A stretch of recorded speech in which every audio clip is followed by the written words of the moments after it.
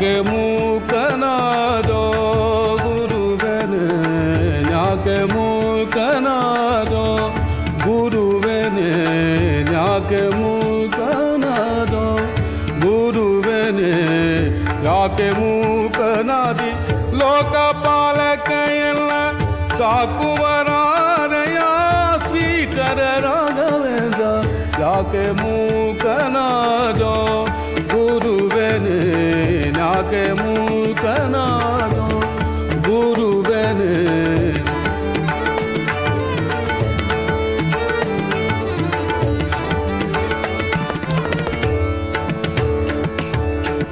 ಹಿಂದಕ್ಕನಿಯನ್ನ ಮುಂದೆ ಸುಳಿದಾಡಿದಿ ಮಂದಿಯೊಳಗೆಯನ್ನ ಮಂದನ್ನ ಮಾಡಿದಿದ ಬೇಕಾಗದಿದ್ದ ಗುರುವರ ಅನುಗ್ರಹ ಮತ್ತೆ ಸಾಧನಂನ ಹರೇ ಪ್ರಿಯಂ.